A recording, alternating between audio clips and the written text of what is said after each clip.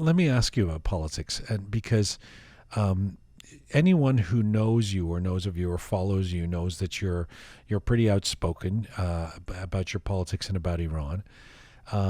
And you've said, I mean, I've in researching and watching some of your interviews and things you said that you believe that those of us in the diaspora have not done enough to let the people of the world know what's going on in Iran and to support the people there, our brothers and sisters in Iran.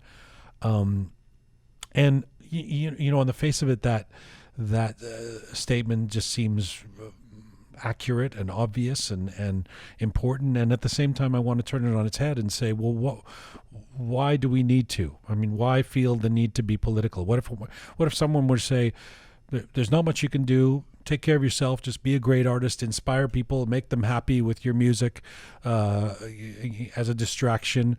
Why do you need to be political? It's I really don't know where to start because it has different levels. First of all, I think as a human being, we're living in a time that things can change for worse in a very drastic way, in a very, very, you know, have a very, very tragic outcome if we just let it go and be indifferent and don't do anything. We see that evil, the forces of evil. I don't want to be dramatic, but we see that forces of evil is just taking control over countries in the Middle East one by one, and there's so many people suffering. So as a human being, you know what's happening there, and you know how people are feeling there, and you know what the shortcomings are, and you're kind of familiar. I don't know what's happening in Senegal. I don't know what's happening in Burma, but I know what's happening in Middle East. And as a human being, I should be sensitive about it. I should be affected by it, and I should talk about it. So that's one thing. But hang on a second before you get to the next thing. When you use the word indifferent, is not taking political action tantamount to indifference? Is that the same thing as indifference? Well, you don't need to be a political activist, but you need to be sensitive about it, I think. I mean, when we're doing fundraising, if you're doing a petition, if it's about calling your congressman or whatever, these are little things that anybody can do. I mean, okay. This is not being a political activist. It's just a citizen. It's you have freedom, you have liberty, and you have responsibilities that comes with it. Okay.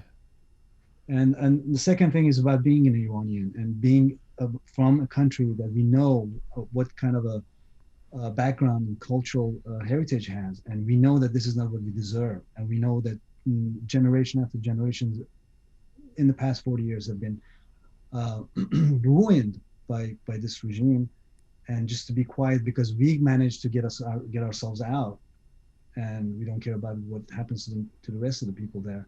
I don't think that's fair either.